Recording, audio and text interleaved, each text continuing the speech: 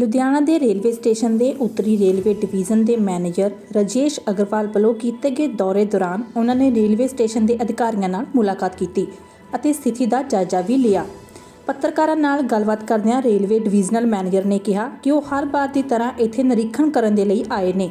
ਉਹਨਾਂ ਕਿਹਾ ਕਿ ਜਲਦੀ ਹੀ ਰੇਲਵੇ ਕਰੋਨਾ ਦੇ ਦੌਰ ਤੋਂ ਪਹਿਲਾਂ ਵਾਲੀ ਸਥਿਤੀ ਦੇ ਵਿੱਚ ਵਾਪਸ ਆ ਜਾਵੇਗਾ ਅਤੇ ਰੇਲ ਗੱਡੀਆਂ ਦਾ ਸੰਚਾਲਨ ਵੀ ਵਧਾਇਆ ਜਾ ਰਿਹਾ ਹੈ। ਹਾਲਾਂਕਿ ਅਜੇ ਅਣਰਾਖਵੀਂ ਸ਼੍ਰੇਣੀ ਨੂੰ ਚਾਲੂ ਨਹੀਂ ਕੀਤਾ ਜਾ ਰਿਹਾ, ਜਦੋਂ ਕਿ ਅੰਮ੍ਰਿਤਸਰ ਦੇ ਨੇੜੇ ਪੈਂਦੇ ਜੰਡਿਆਲਾ ਗੁਰੂ ਵਿਖੇ ਰੇਲਵੇ ਟਰੈਕ ਤੇ ਕਿਸਾਨਾਂ ਦੇ ਧਰਨੇ ਨੂੰ ਲੈ ਕੇ ਉਹਨਾਂ ਨੇ ਕਿਹਾ ਕਿ ਰੇਲਵੇ ਨੇ ਪਹਿਲਾਂ ਵੀ ਕਿਸਾਨਾਂ ਨੂੰ ਬੇਨਤੀ ਕੀਤੀ ਸੀ ਅਤੇ ਅਜੇ ਵੀ ਕਰਦੀ ਹੈ। ਫਿਲਹਾਲ ਦੇ ਲਈ ਮਾਲ ਗੱਡੀਆਂ ਹੀ ਚੱਲ ਰਹੀਆਂ ਨੇ ਅਤੇ ਕਿਸਾਨਾਂ ਦੇ ਰੇਲਵੇ ਟਰੈਕ ਛੱਡਣ ਤੋਂ ਬਾਅਦ ਯਾਤਰੀਆਂ ਲਈ ਵੀ ਰੇਲ ਗੱਡੀਆਂ ਚਲਾਈਆਂ ਜਾਣਗੀਆਂ। ਲੁਧਿਆਣਾ ਤੋਂ ਅਨਿਲ ਪਾਸੀ ਦੀ report, Punjab Haryana live news. जो है और आपको मालूम है कि कोविड-19 के कारण काफ़ी कोचिंग सर्विसेज हमारी कम चल रही हैं और फ्रेट सर्विसेज में काफ़ी इजाफा है और लुधियाना हमारा सबसे महत्वपूर्ण स्टेशन है और श्रमिक स्पेशल इत्यादि सबसे ज़्यादा गाड़ियाँ अगर किसी स्टेशन से चली होंगी तो लुधियाना से ही चली हैं। तो अगर पूरे मंडल में अगर कोई सबसे महत्वपूर्ण जगह है तो वह लुधियाना, तो इसका तो निरीक्षण हमें रेगुलर करते ही रहना चाहिए। तो इसी क्रम में आज भी हम लोग एक निरीक्षण करने आए हैं और संभावना ये भी है कि महाप्रबंधक महोदय भी लुधियाना से निरीक्षण प्रारंभ करें। तो उनके निरीक्षण के संबंधित भी जो बातें होती हैं उसकी तैयारी में सभी ब्रांच अफसरों के साथ हम लोग सभी क्षेत्रों का पूरा निरीक्षण करके उसमें जो भी और सुधार करना है, जो भी चीज़ें बढ़ानी हैं, वो सभी कार्य करेंगे और इसी के लिए हम सब लोग आज यहाँ पर एकत्रित हैं। रेलगाड़ियों के विस्तार के बारे में मैंने बताया कि जो पहले भी सेवाएं प्री कोविड में चलती थीं वो आज भी चल सकती हैं और रिजर्व ट्रेनों के माध्यम से बहुत सारी गाड़ियाँ लुधियाना में चल रही हैं।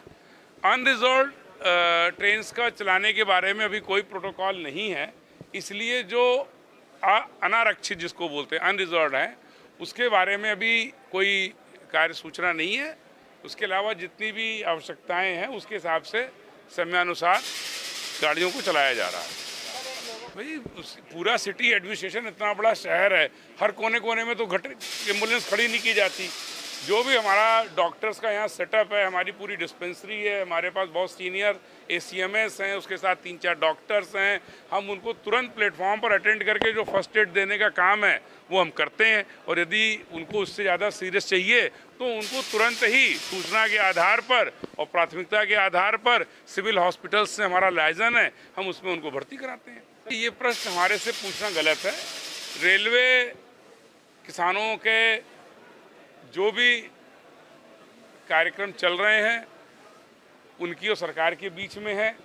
जब सितंबर के महीने में उन्होंने हमारे रेलवे ट्रैक पर धरना दिया था तब भी हमने उनको सिर्फ अनुरोध ही किया था कि यदि आप हटा देंगे तो हम पूरे पंजाब को यूरिया हो, फर्टिलाइज़र हो, कोल हो, सभी चीज़ों की सप्लाई कर सकेंगे। आप सबको पता है कि उसकी वजह से लगभग 2 महीने गतिरोध रहा। फिर जैसा कि उच्चतम स्तर पर निर्णय किया गया तो उन्होंने ट्रैक खाली किया, फिर पहले मालगाड़ी के लिए बात हुई, फिर यात्री गाड़ी की भी बात हुई, फिर दोनों गाड़ियां चली। ये सारी बातें इतिहास की हो गई हैं। तो आज की तारीख में हमारी मालगाड़ियां बिल्कुल सामान्य रूप से चल रही हैं और यात्री गाड़ियों में कोविड की वजह से कुछ रिस्ट्रिक्शंस हैं और दूसरा अगर रिस्ट्रिक्शन है तो वो अमृतसर को लेकर के है, क्योंकि जंडियाला में अभी उनका प्रदर्शन है और उन्होंने यात्री गाड़ियों के लिए अपनी सहमति नहीं दी है। जिस दिन वो यात्री गाड़ियों की सहमति दे देंगे लगभग 8 पेयर ट्रेनें जो कि शॉर्ट टर्मिनेटेड हैं अम्बाला या उसके पूर्व में, वो सब चलने लगेंगी तो उन सब की सुविधा लुधियाना को भी मिल जाएगी।